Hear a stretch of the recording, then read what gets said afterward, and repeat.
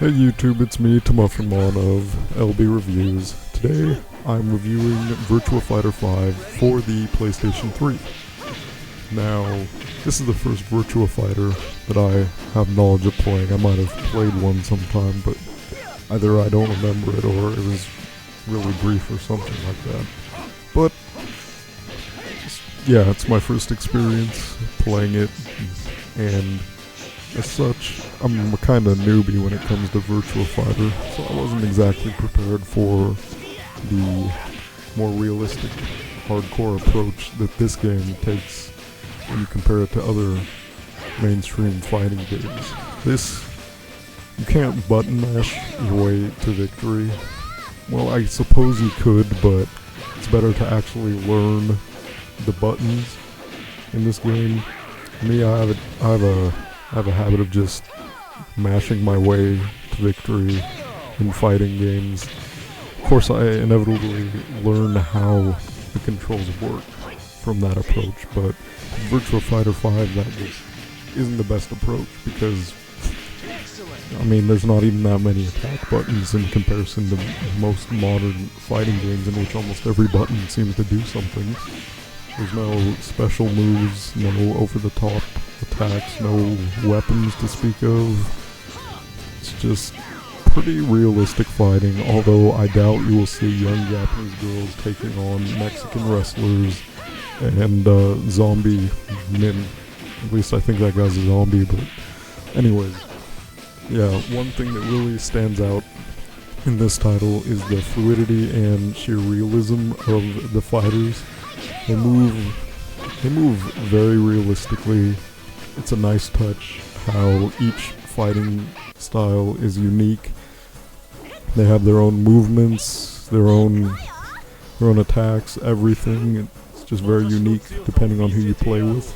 And that means that you'll never feel like you're playing with a clone of another character, which can happen often in a fighting game. It only has 17 characters, which, well, I shouldn't say only, because that's a pretty good amount, but for a modern fighting game, it's not too much. But each character feels unique, looks unique, fights in a unique manner, so much so that you could spend quite some time learning the intricacies of just individual characters, whereas opposed to most fighting games, you could just pick a character that you've never played with and just press buttons. It doesn't exactly work like that in Virtua Fighter 5. Now, I've tried to go through all of arcade mode, but I need to spend some more time on learning how everything works, because I've definitely improved from when I got it, but I am by no means a master of Virtua Fighter 5. I need to adapt to the realism and just learn how to respond adequately, because, for example, on the fourth fight in arcade mode, or maybe it's not arcade mode, I don't remember, it's against some army girl named Vanessa, who just almost always beats the crap out of me. And then if I do go on to the next fight, it's against the ninja guy, who similarly annihilates me. So there's some work required on my part for learning. So basically what I'm trying to say is that if you just feel like picking up a fighting game where you can just relax, well, not technically relax, because most fighting games have you using the controller quite furiously, but if you just don't feel like thinking and basically pressing buttons, Virtua Fighter 5 may not be your cup of tea. Because, you know, you need to, this is one game where it's better to actually learn how to play it rather than go the way of the button masher, which is what I typically do. So yeah, really I don't have a great deal to say about this game.